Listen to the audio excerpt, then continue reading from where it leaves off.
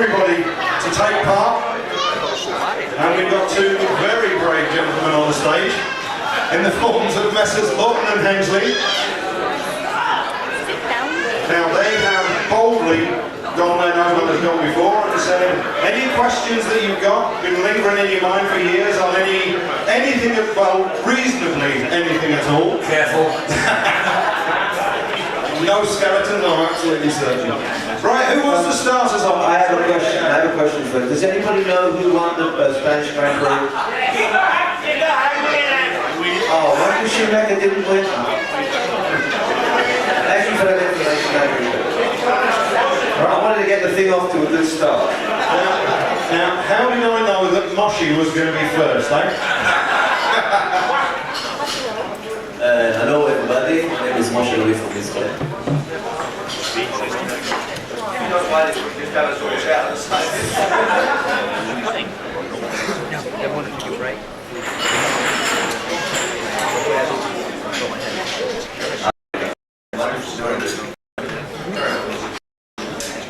What did you think the roast lost in Uriah Heep?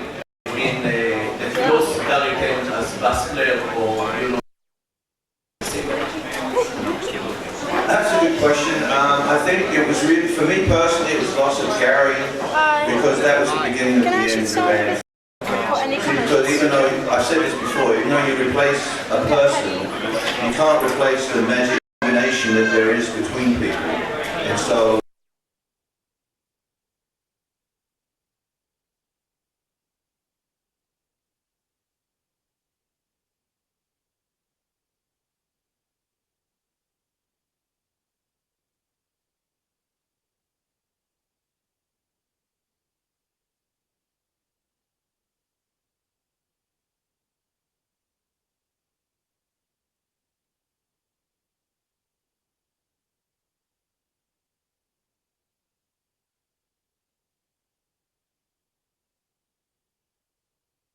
Any German questions you want favourite with our English? I'll give the translation. there you go.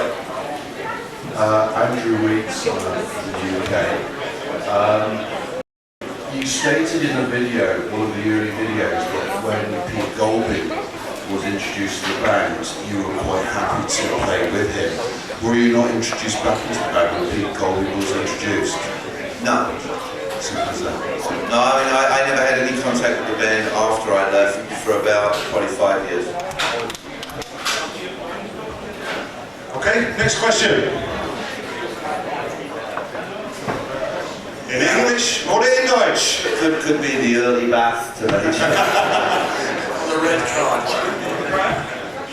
Cancelled due to lack of interest.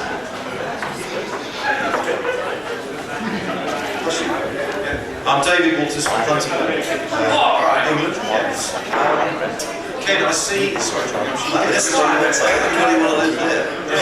I'm I stood by loads of rock albums, most of us do, and your name is often on the Thanks to Ken Hensley list on the sleeves.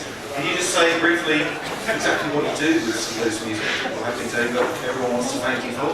No, that's just basically thanking me for the inspiration I've given other musicians.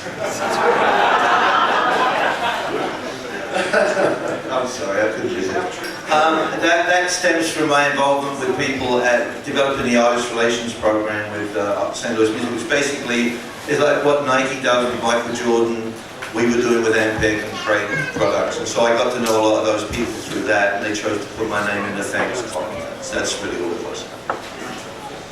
Okay, next question here. Jan from America. No offense, John. After David left, why didn't you or Lee take over the singing? It was never really an option because the band was, first of all, I couldn't sing as well as David. Maybe I could sing one or two songs as well as David, but I didn't have the training or the experience to be able to sing lead vocals. So, and Lee also was in the same situation. But more than anything else, the decision was that we wanted somebody in a front man, because the band was always known as being a five-piece band, and with that front man there.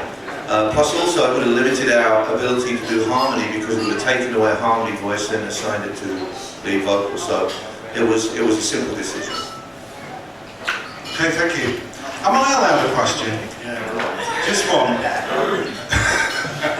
All right, it's to both of you really. Either within your careers with Uriah Heep or outside of those careers, with doing other things. You must have had 1,000 million amusing moments on the road. Is there one that sticks out for either of you?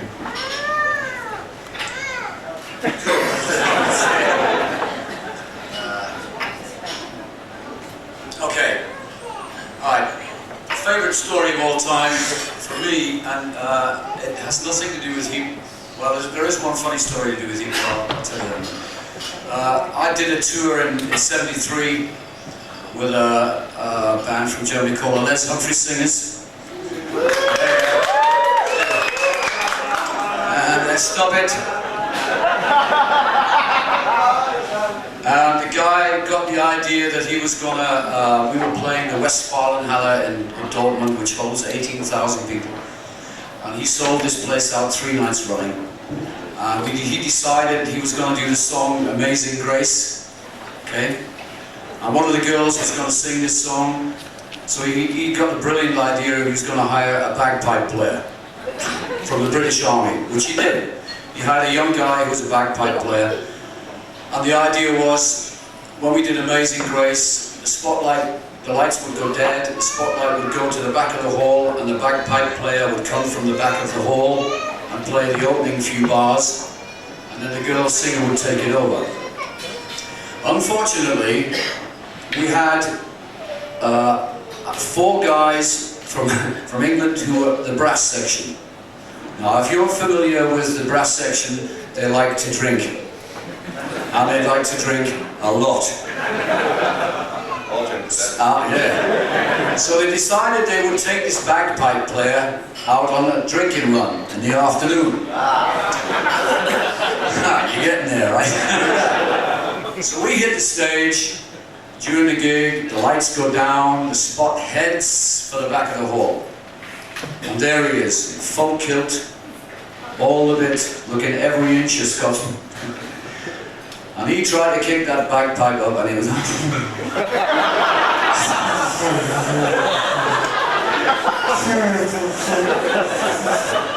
There are 18,000 people in this hall, all looking at him, trying to go... So I collapsed on the floor, the brass section did a hasty retreat off the stage. The bagpipe player was taken to hospital with alcohol poisoning. He had drunk a whole bottle of whiskey in 3 hours. So that's my favourite. I'll give you one more, this is a Heep story. At the end of one of the gigs, the very last number, I think it was Sweet Lorraine used to do, Lee got on top of his kit. Lee used to stand on top of his drum kit. I don't know how he managed it, but he did. He was thinner in them days. And the idea that he would jump from the kit onto the stage, that was it, and that was it. That was how it was going to happen. Lee had on the tightest pair of trousers you can imagine. And it was the last gig of the tour, and some of the road crew had found a little trampoline. One of these little round trampolines. You getting there? I had seen this from the stage. Lee had not seen this trampoline from the stage. At that moment, when he got on his drum kit to make the jump, the trampoline rolled slowly towards the middle of the stage, in Lee's direction. Lee made the jump, saw the trampoline, and decided he was going to split his legs like that. Consequently, the trousers never made it. His legs did, but the trousers didn't. So that's 2 stories. Well, that's wonderful.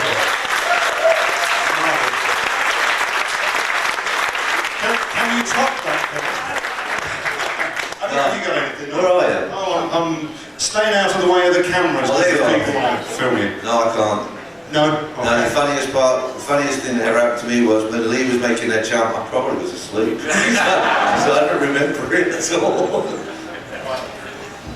I'm Henrik from the Netherlands, and I have a question to Ken about the words of Easy Living, how they were inspired, because to me the words describe like being born again, a new life in Christ. So did you have a spiritual calling during that time? No, I didn't. As a matter of fact, the inspiration for that song came after 3 straight days in the studio, and Mick and I think maybe David and myself were sharing a taxi home, and we were just thinking about and talking about how people think that musicians have such an easy life, how they think you show up at the gig, you play the gig, you collect $1 million and go home.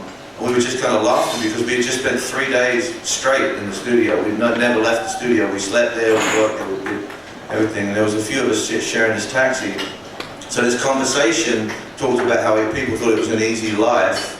And then I went into the house and I made a cup of tea and sat down at the piano, and within about 10 minutes the song was finished. And we recorded it just a few days later. So it's not anything, it was nothing more than just the subject of a conversation. However, a lot of people have written to me since they know I've become a born-again Christian, have written to me and said that they perceive some of those lyrics as reflecting some kind of a Christian disposition, as it were, or spiritual influence. And I believe, in retrospect, that God was in my life at that time. I think He's been in all of our lives, because I don't think some of us would be here were it not for that. I know personally I would not be on this stage right now if it were not for God intervening in my life. But I've heard from many, many people, and some of them in this room, who've written to me and pointed out that certain lyrics had a quote-unquote spiritual context about them, which is just further evidence for the thing I've always believed, which is music is inspired by God, and certainly the gift of writing songs is in my opinion. But I've always said that. I'm not saying that just now because I'm trying to make some kind of a theological point. I'm simply repeating things I said to Circus magazine 25 years ago. I have always believed, because I can't imagine how else anyone can sit, take a piece of fresh air and put a song in it. I've always believed that music is inspired by God and the gift itself. Okay, thank you. Bob Winwood has a question here. Oh, yo, Bob. Hello, everybody. Bob Winwood from the United States. Ken, there was some discussion on our mailing list a couple weeks ago about the High and Mighty promotional tour. And the rumor has it that you guys did some kind of promotional work up in the Alps, and that Lee wrestled a bear. Could you I wrote Mick about it. That's cruelty to animals, by the way. I wrote Mick about it, and he basically said, yes he did, and that was all I got. So I was wondering if you could shed some light on that. It sounded like a funny story, if you remember it. I have Alzheimer's disease here. Number one, I don't remember Lee jumping off his drums, and number two, I don't remember him wrestling a bear. But yeah, we did. Somebody came up with the crazy idea for High and Mighty to invite members of the press and everybody to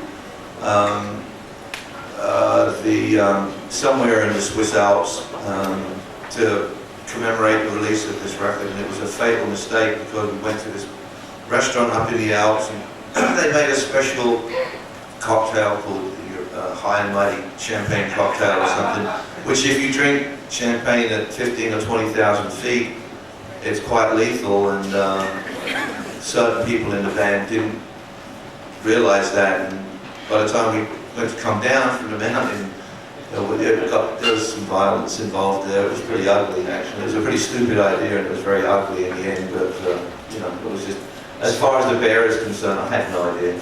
I know Lee is still alive.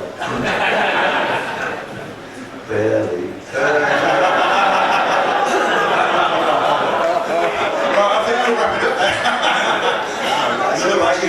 I'm going to ask one more question over here, and then I'm disappearing over that side. So. All right, that's cool. My name is Terje Larsen, and I'm coming from Norway. Yeah, and what is the main reason? The main reason that John Lawton left the band after Fallen Angel? Can you say anything about it? What's the main reason? You want to answer this as you like? Drugs. I didn't have any. I'm not kidding, I'm serious. At the time I was very, very much addicted to cocaine. And I made a lot of very bad decisions and a lot of poor judgments as a result of that.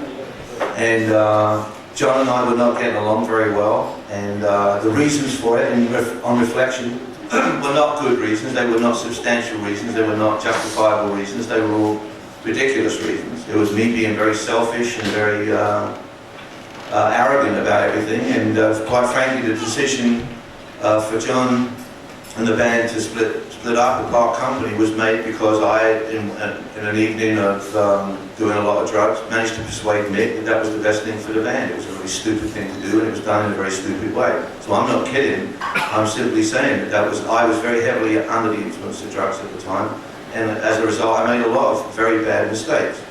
And I really regret that. But as I said to you yesterday, John's a big enough guy to have been able to forgive me for that. And so I'll always respect and love him as a result of that. I mean, I've gone to everybody I hurt in that time and tried to make amend fences with them, and for the most part I've been successful with that.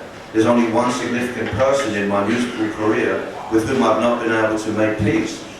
But with John I was able to make peace because he had a heart big enough to forgive me. And that's the truthful answer to your question. So if I want to say one thing, John, if I may, Yeah. all I want to say with that is, number one, I really regret, the one biggest regret I have in my life is the time and the money I wasted on dope of every description. And so the message there for me, to everybody I talk to, and I talk to a lot of people in group situations and witnessing moments and everything else, is that drugs is a completely unnecessary thing. The one thing, the very least it will do is ruin your life. And it could very easily kill you. And I'm lucky that it did not kill me. But it did ruin a lot of things and a lot of relationships in my life. And that's the true answer to your question. I know you think that was a flippant, funny remark, but it's actually the truth. I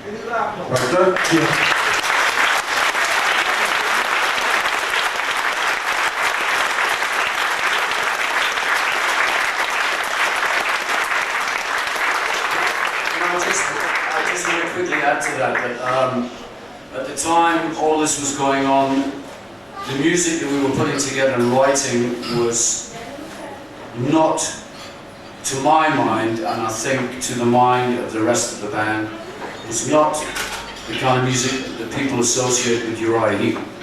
I think we all are to blame in certain respects for that, for the songs that we were writing.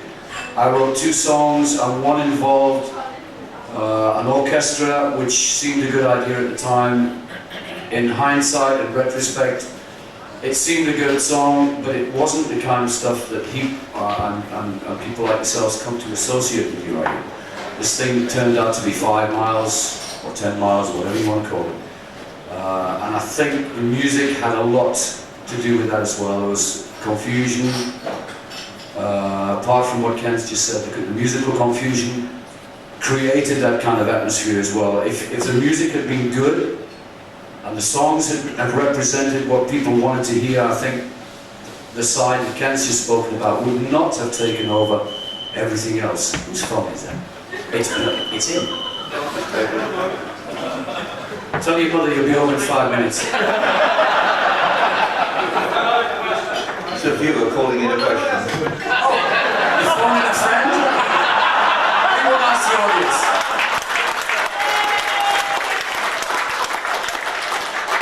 You can go 50-50 if you want to.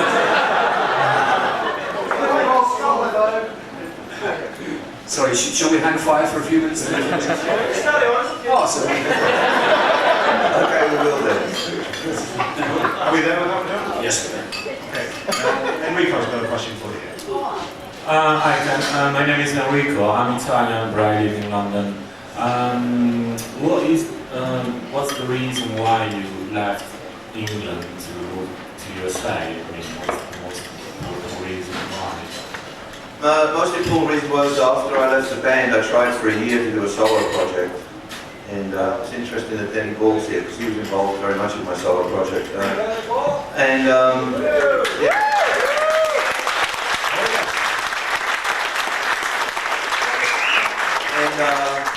It was a pretty miserable time. I mean, it was everything was measured against what I did with Uriah Heep, which is only natural. And I just wanted to kind of shake that all off and try to make a clean start. So I already had a home in America, so it seemed to me that that was the obvious thing to do, to leave everything behind and move to America. And that was the principal reason why I did it. The rain was another reason.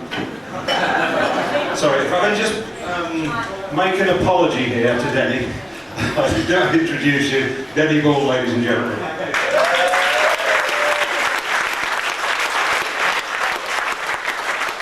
Can I just quickly say something while I'm here? There are two people who flew in today who I'm so pleased to see, and this, I've got to tell you, they got on a flight yesterday from North Carolina to come to be here yesterday. They sat on the plane for 4 hours, it didn't take off for whatever reasons it was. While they were waiting for 4 hours, my good friend Lannis was taken ill, he had food poisoning, and they rushed him to hospital. For at least a week. They flew in this morning, and I'm so glad they got here. Bobby and Lannis, I'm so glad.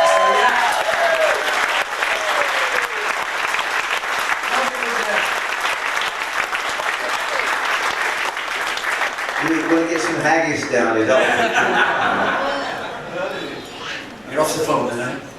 Come on, carry on with this. Just like that. Okay, I'm Christopher from Germany, and I've got, if I may, 2 short questions to Ken and 1 to John. The first is, did you have any contact to David Byron after he had left the band?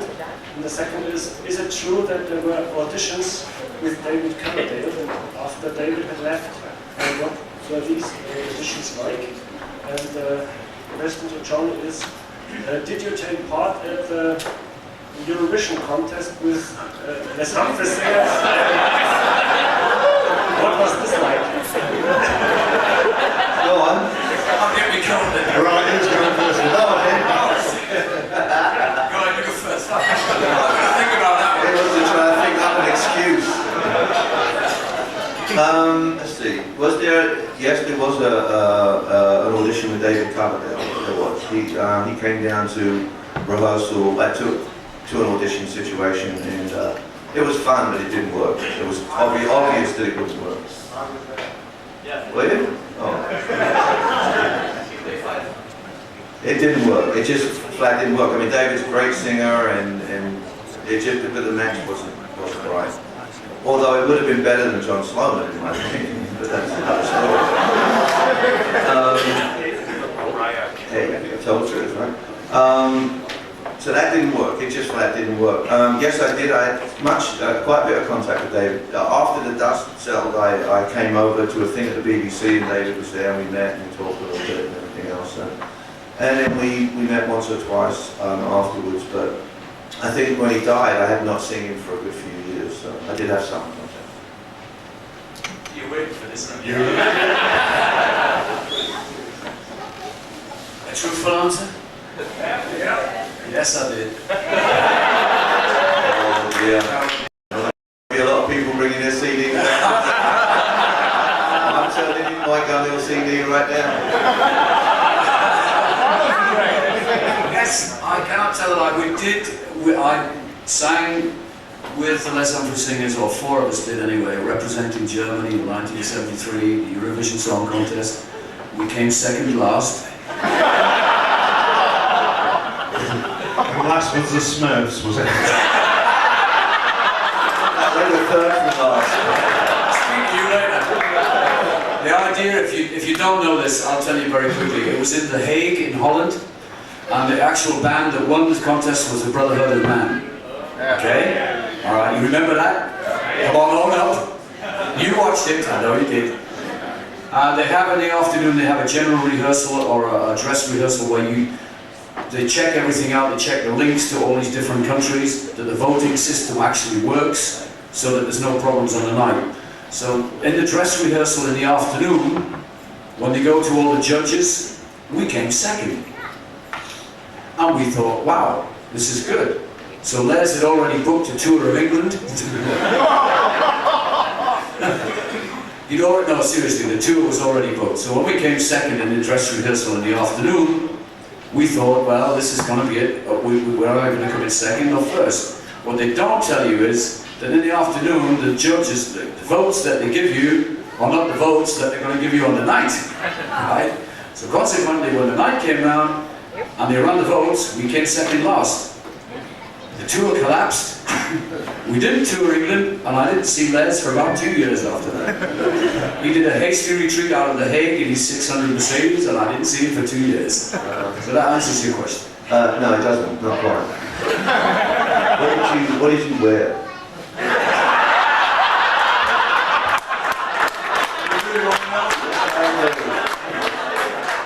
And do you still have it?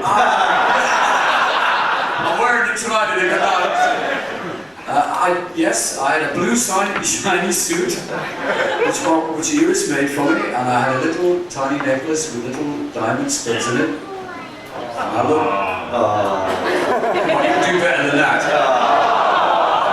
Thank you. And yes and no, I don't have it. It went in the bin straight away. Okay, I'm going over to the cool side to quote somebody. It's Lou. I'm Louis Retter from Holland. It's a question for John, and maybe for Ken. But when you came in, John, the band changes clothes. We saw... Well, we all saw the Eurovision Song Contest. Felt like we had to... Well, this question is coming at the right time. Well, John, you were wearing a leather suit. I can't believe my eyes when I saw you in Amsterdam in 1977. And you had some makeup here and there. Careful, Lewis.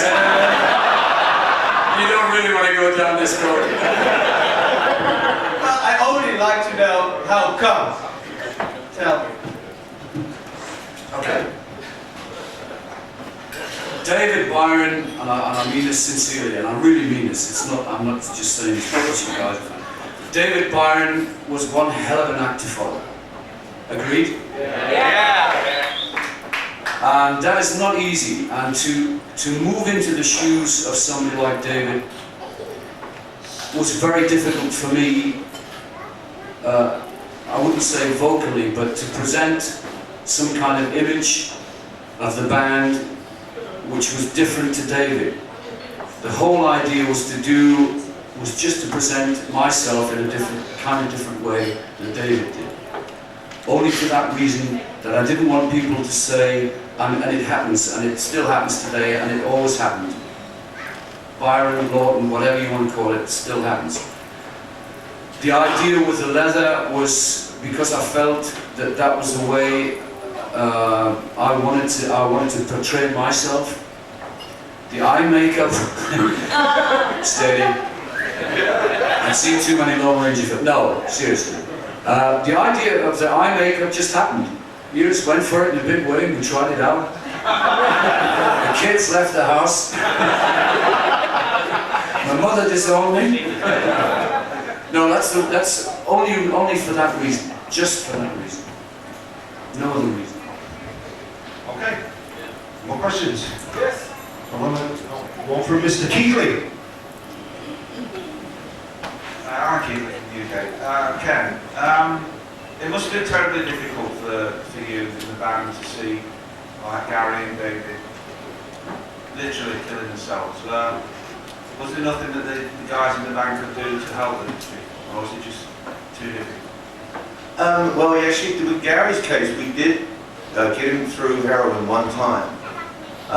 And then the second time after we went to Australia, he met up with a bunch of old friends and we started doing it again. And then we were in the middle of recording Magician's Birthday.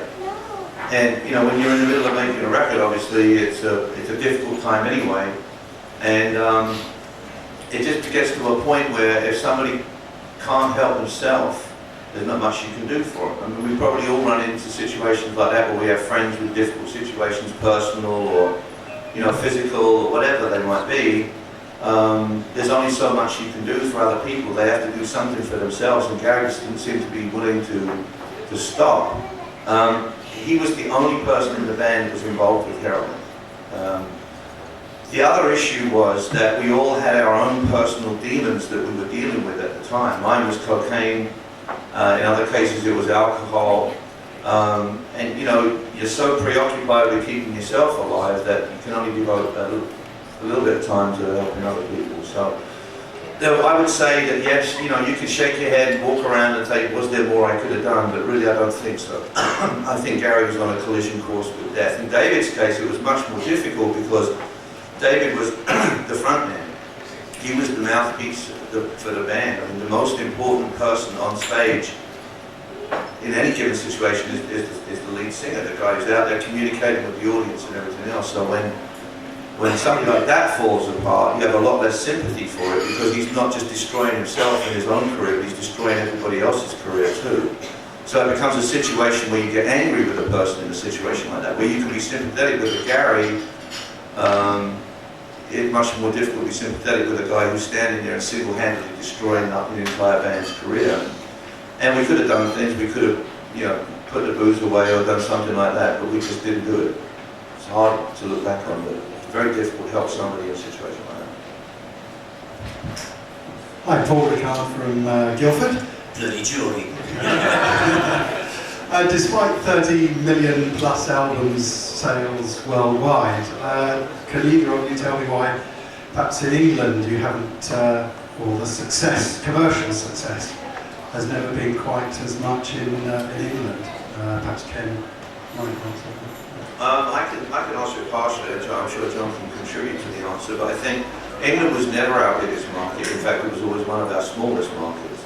There was always a hardcore group of loyal fans where we could go out and play reasonable sized theatres and sell them out and have a fairly successful night, but we never sold a lot of records in England. There was also a very interesting situation amongst the UK press at the time. The press was never our friend because we did everything they said we wouldn't do, and they hated it. They couldn't stand it. And the situation was that we would go to shows and 1,500 people or 1,498 people would say they loved it, and the one guy from the press would say it was terrible. So we weren't able to reach a much larger mainstream audience because our press was always so bad. And we weren't a radio-friendly band either, so we never got a lot of radio. So the support mechanisms were never there. And I think that's probably a simple way of accounting for it. I don't know, it's not a scientific answer because it's not a scientific question, but I don't really know what the actual reason was. All I can say is that the band, and I know John will back me up on this, the band collectively was much more interested in hearing from people like you who bought the records and bought the tickets and we weren't hearing from the media. So if it only meant we could play for 500 people and sell 5,000 records and we still played it, it was a matter of frustration because you always want to be successful at home. You know, that's your favourite thing to do. But in a way, if I had to go back and do it again, I'd probably do it the same way because I'd rather be like Uriah Heep and have 100 markets around the world I can work in and have some success in than be a band like Status Quo that can't get arrested outside of Europe. You know, so it was just a situation which, and I think, I'm serious, I mean, Status Quo is a great band, and still, as far as I know, they're still around, still doing whatever they do. But, I mean, you need America, you need Japan, you need a lot of these markets if you're going to achieve a level of commercial success to keep you going over the long haul. So it was, some issues, to some extent it was priority, but I think it was mainly we didn't have the media support we needed to reach a large audience. I'll just add to that by saying I think the article in the Melody Maker when I joined the band didn't exactly help. The headline was in the Melody Maker, "Sing Along a Heap." And they called it all the less obvious singers joined Uriah Heep. Is it going to be Sing Along a Heap? So you get that kind of animosity in the press which doesn't really help. And to be quite honest with you, I don't think it matters much whether you sell a lot of albums in England. I don't think it was important, and I still don't think it's important today, because England always seems to be a market for itself. If you go to America, you break it in America, the fans in America stay with you all the way through. And Germany too. Yeah, and Germany too. Yeah, sure. And Europe and that kind of thing. And I personally don't think it's that important that you break the British market, because there's a kind of snobbery attached to all this thing. And the Brits, and I'm saying this and I know it to be true, the Brits build people up and they knock them straight away. As soon as they get to a certain level, they knock them. And that to me is wrong. If you support a band, it doesn't matter whether the press supports the band or not. You guys make the band or break the band. You guys, not the press. The press can deliver all the animosity they want in the paper, but at the end of the day, you either like the music or you don't like the music. And if some guy writes in a journal that he didn't like it, and you take that as being the gospel, well then you've got the problem. He can't tell you what to like. You have to like it or you don't like it. It's true.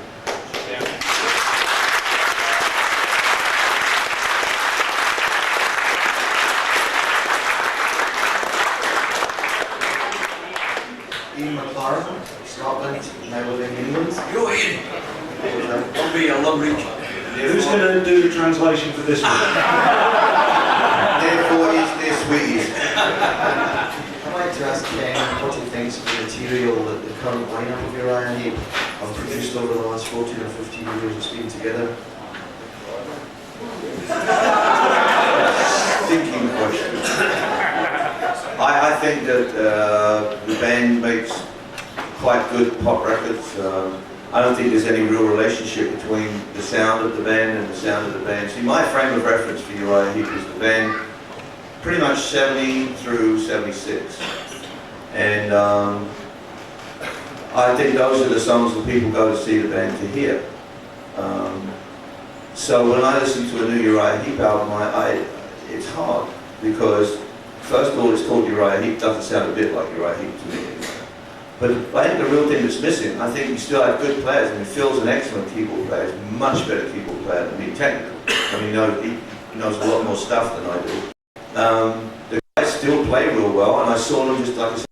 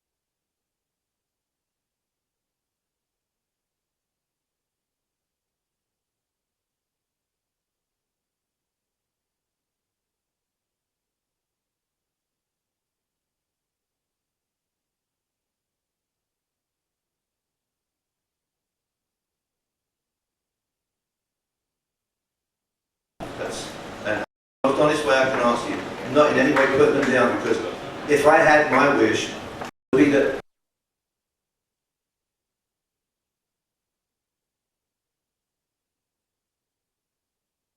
that would be wonderful. And then we could just do stuff we'll fall over and die.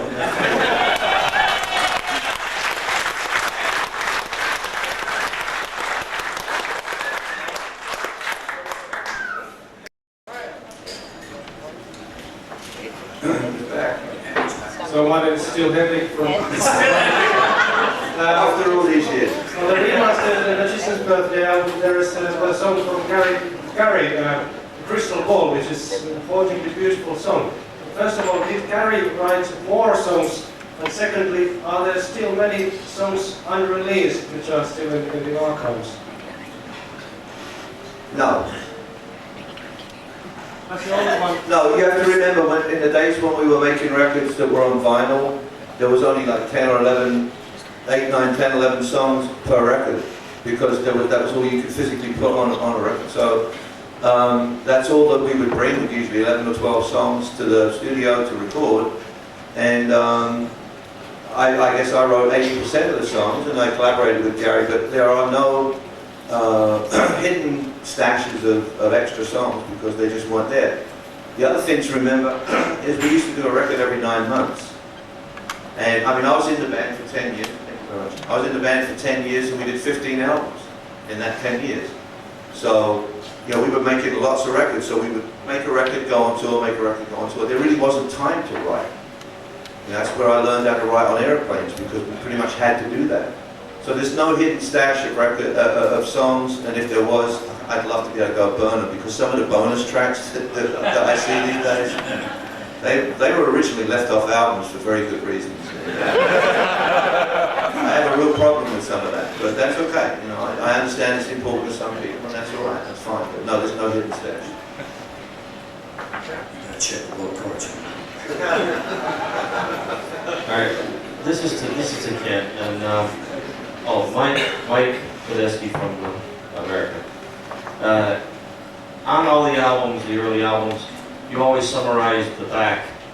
And whose decision was that for you to write the summary about the album? It was my decision to. I suggested writing it because I thought it was a way of writing a personal note to everybody that bought the record, and actually I think people liked it. Yes. What happened, and I thought it was great. I loved it. It was like personalising it, making you feel like it was a little bit more directed towards you. And it didn't take long to do. It was a little feature on the cover and everything else, but basically the band went to Jerry and said they didn't want to do that anymore because I was getting too much attention about it and stuff like that. It was a simple matter of jealousy, that's all. That's the reason we stopped doing it. I do it now, so it's stupid to look at it that way, to be perfectly honest with you. I mean, it was another thing that I think was good for the band, but was viewed as being good for me personally, which is not the way it was. So, that's it. Okay, I think we've got time for. I'll be back around like 6:30, so now if anybody wants like pictures or autographs, I will be back for sure. I'm not running away, I'm going to come back. Okay, thank you. I'll go watch you. Sign the contract. Hi fellas, I'm Steve Wood from Manchester in the UK. Just to ask both of you, what's your favourite LP and why? Heep album or any album? Yeah, Heep album. Heep album. Sorry, it's a stupid question. Broadening the scope. For me, it has to be Firefly. Yeah.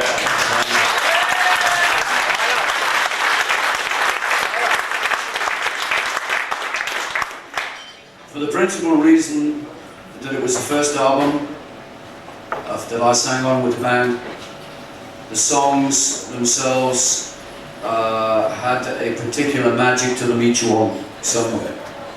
Especially Firefly. It's a song which we did on the Firefly tour, and it always got to me every time we did it. For some reason, I don't know why, it just got to me. Wise Man was just something else. It's a singer's song. I said that yesterday. If you're a singer, and the song comes along, and they come along every now and again, it's just a song which you can't help getting into. And I said this yesterday about this song from Ken's album, Winds of Glory. It's just a song that, and I knew straight away when we were putting the set together that we did yesterday, that I wanted to do that song. So in answer to that question, Firefly has to be my favorite album, I have to say. Like, you gotta have the singer, doesn't it? It's okay, one thing to have the song, you gotta have the singer. You can be as modest as you want.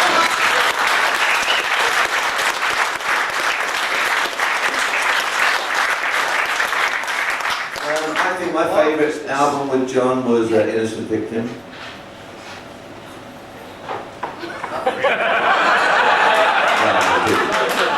I agree. I think Firefly was cool. I thought Fallen Angel was cool. I mean, we did a lot of great albums. We had a lot of lousy album covers, but we put a lot of great albums together. And but I've got to go back and say, from two standpoints. Musically, I think for me it's split between Demons and Wizards and High and Mighty.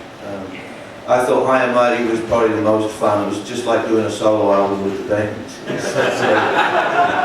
And I think some of my best songs were on that record. Weep in Silence is still one of my favourite songs. A song I'm going to do on tour next year. But yeah, I think that every album was a step forward. It was a step in a different direction. So it's hard for me to pick. But I'd say Demons and Wizards, High and Mighty, and definitely Firefly. Okay. I think we've just got time for 2 more questions, very quick ones, okay? Now, you described what had happened over the last few hours. I think Lannis deserves one. He deserves it. Yeah. I thought you two guys are going to get together and collaborate and get a CD. So with them, Hey, I got nothing. Can you translate that? Y'all still look pretty good. You still have some talent, so that's good. you know what, Lannis, I got to tell you one thing. You know, I insist that it's okay to get older, but I will never get old. The chief reason I'll never get old is because I'll never grow up. Right? Right. But the one thing I hate about getting older is the word still. You still look pretty good. You still have all your hair, of course it's a different color. You still get around pretty well. No, I'm just kidding. That word still drives me up the wall. But hey, I mean, this has been the most fun for me I've had in a long time. Rehearsing for 3 days, killing my fingers, getting blisters on my bum, and everything else. It's been, and doing the show last night was something I'll never forget. It was a great time, and I could.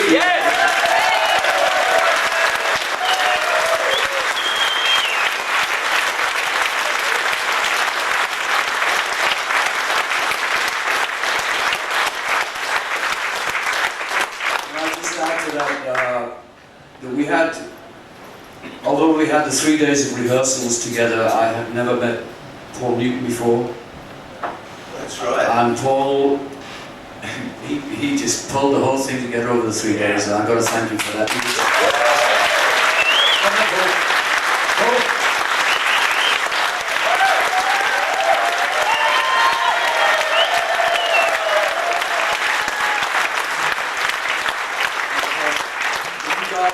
Who missed it last night, I know there are a few people who actually missed it. The fact that Reuben and Justin actually managed to get this thing together in 3 days from nothing. We had a background with this stuff. Reuben and Justin didn't have any background to this stuff. They went in there and they worked really, really hard. And I can't say it enough, these guys have got talent and it has not been shown enough. And Reuben is only 26. He's got so many years in front of him and he's just going to get better and better. You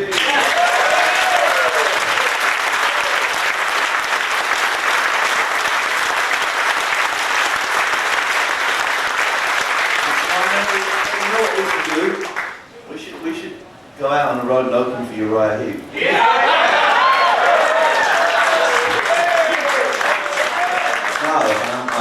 And I'm going to kill this by saying that the day prior to the rehearsals, Ken and I met up privately, and it was just as if we'd been away for a weekend. So we got back together, and it's an absolute joy to work with this man. He writes some of the best songs that you could ever want to sing, and that's the biggest compliment you can pay to somebody.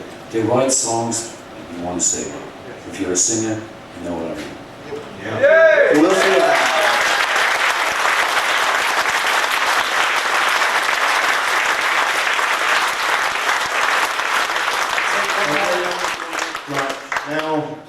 That seems like a good point to break, but I had promised a guy behind me just one question, so this is the last question. He's got a nickname that suits us all, I think, but it's his. Here you go, heepaholic.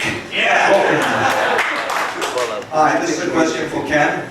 Could you tell us some more about the recording you did during the high mighty sessions? All the weird stuff you did? Oh, well, yeah. Thinking especially about Woman of the World. The hidden lyrics. Yes. Oh, yeah. Perhaps we should have drawn it closer. I'm not afraid of the truth. That's fine. Yeah, well, the other guys in the band came up with the idea to do those hidden lyrics, so it was nothing to do with me. She's getting older as it's finished.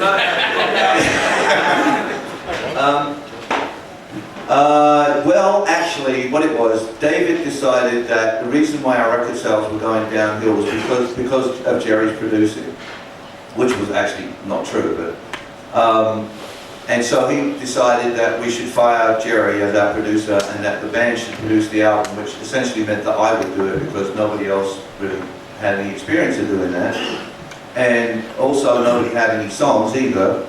So basically we created a situation in the studio where we just took a bunch of songs and we had a lot of fun recording them. And John Lawton was very heavily involved in this because John is a great arranger.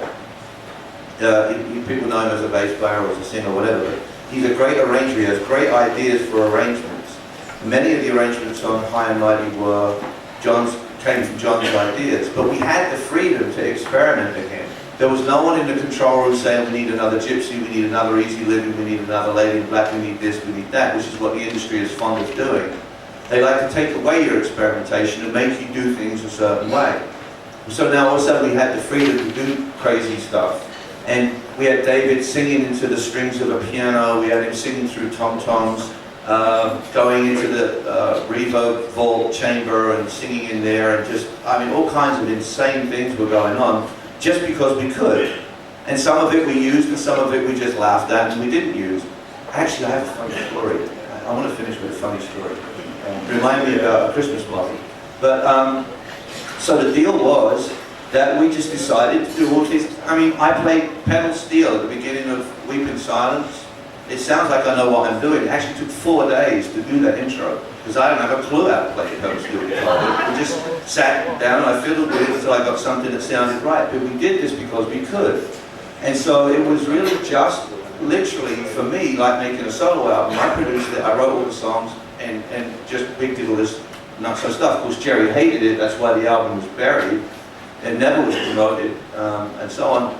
But in that one song, in Woman of the World, we just got very rebellious one night and got a little bit drunk, and we decided we were going to make some little statements in this song, and we just made some comments about contracts and managers and things like that. And, you know, just like in the beginning of I Can't Stop Singing. You know, we go into the studio for some reason or other, no one, even us, we start singing Load of Laughs in Africa. Now, it doesn't mean anything, it has no significance at all, but we just thought it was hilariously funny, so we decided to leave it on the record. And you can stick your contract right up your whatever. That's just a statement of rebellion, that's all. And we did it because we could. That's all. It was a fun album to make. I love listening to it even today. And I wouldn't have done that album any differently. It just was a very un-Uriah Heep album. It wasn't what anybody expected, and so therefore it didn't fit into that pigeonhole. So it was a buried record, but I think it was a buried treasure in my opinion. And my funny story is, just to finish this, I'm sorry, but I can never think of funny stories because there were so many of them, and most of them involved Gary Thane. But Gary was an incredibly funny guy, totally fearless. But one year, we had a Christmas party in the studio, in the Bronze studio. It was the year after I left the band. I was still on fairly friendly terms with everybody. And we had a Christmas party, and at some point the party went down into the studio at the bottom, in the basement of the building on Chalk Farm Road. And we went in there, and there was hundreds of musicians hanging out, and they decided to go into the studio and jam. And I, at the time, was not drinking or anything. I was trying really hard to clean my life up, so I was Mr. Boring. So I sat in the control room with John Gallen, the engineer, and all these musicians were down in the studio trying to make various instruments work. And we were up there, we're going to record this entire event. So we're trying to get sounds for everybody. And Lemmy from Motorhead was down there, and a couple of the girls from Girls School were down there, and Mick and Lee, I think, was down there. And we got the drums sounding good, and we got a couple other things sounding good. We couldn't get a bass sound, we couldn't get a guitar sound. We had no idea why. And Mick's down there and he's playing away and nothing's coming out the amp. Lemmy's down there playing bass and nothing's coming out the amp. And we're pushing all the faders and plugging everything in and trying to figure out what's wrong. So John finally said, you know, I'm going to go down there and find out what's wrong. So he went down into the studio, and there's all this noise in there because everybody else is jamming. So he goes over to Lemmy, and he picks up Lemmy's guitar cord, and he picks it up and he starts walking along like this, and Lemmy was plugged into Mick.